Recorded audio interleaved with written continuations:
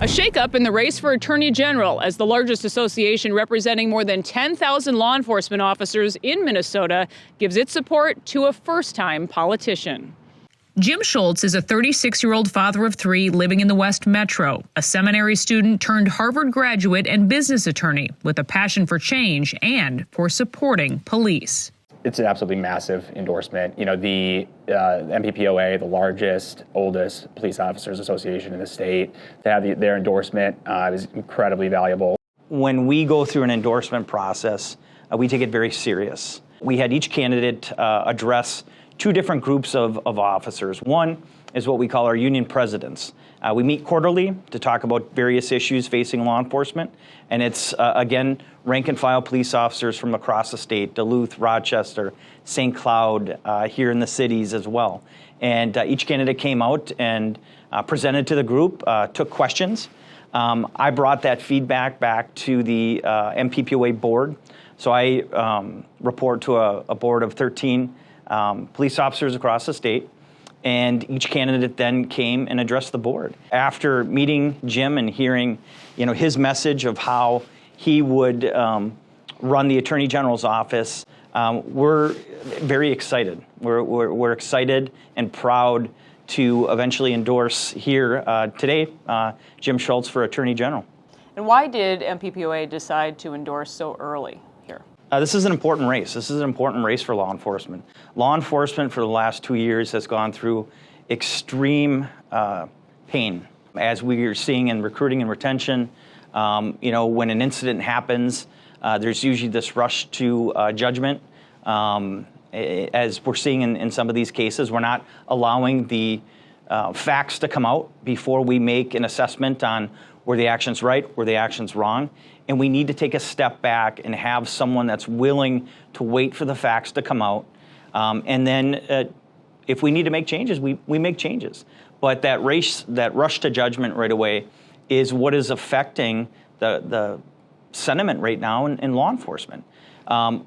There's a lot of law enforcement officers across the state afraid to do their job, afraid of making a mistake and then facing, the potential of losing your job, being charged with a crime, and usually you're found guilty within 48 hours after an incident, and that's tough. Then the Attorney General, if they're involved in the process, making a decision. For 50 years, Democrats have owned the Minnesota Attorney General's office. So in the campaign video, you're blaming the current Attorney General, Keith Ellison, for basically lighting the flame, watching our state burn, and you call the push to defund and dismantle the police in that video, quote, dangerous and stupid. I'm curious, though, how would you have pushed back against that movement if you were in office? We need responsible public safety policies. Keith Ellison, Tim Walz, they sat on their hands while Minneapolis burned. What they should have done is calm tensions, not inflame them like they often did. And they should have said, we can talk about different ways in which policing can be improved in Minnesota, but the idea that we're going to get rid of police, and we can see the straight line from that period into the 100 murders in Minneapolis this year and the incredible crime that we've seen throughout the metro. And so what we need is responsible public safety policies that support law enforcement, put criminals in prison and keep them there where appropriate, and not the kind of revolving door stuff that we've seen. It's another high-profile case being that of Kim Potter, but do you think that justice was served in that case?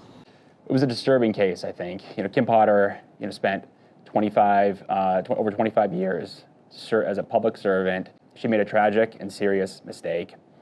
Originally, she was charged with second-degree murder, then based on the recommendation of a very good county attorney, two very good county attorneys in Washington County.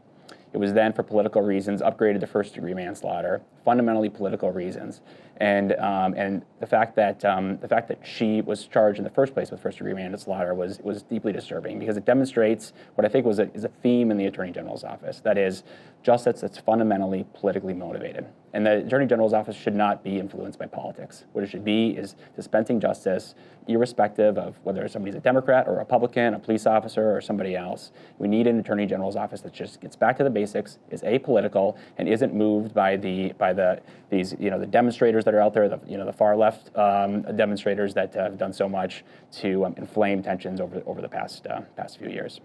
One day, he may have to charge a police officer with a crime. What I told Jim is, Jim, what I would want from your office is a fair, truthful process. And officers don't feel like they're getting that right now. And that's very difficult when the Attorney General is the highest ranking law enforcement official in the state. People are leaving this job because of the fear of the politics of being charged with a crime for doing your job. Police morale is through the floor, and it's substantially driven by politicians who spend their days for political reasons maligning and vilifying police. I have a sister who she lives in North Minneapolis. She was sitting down to her breakfast table one morning and heard gunshots outside her home. A man had careened his car into her yard. Police had been on a chase with police. He was shooting out his back windows at police, who were, of course, returning fire.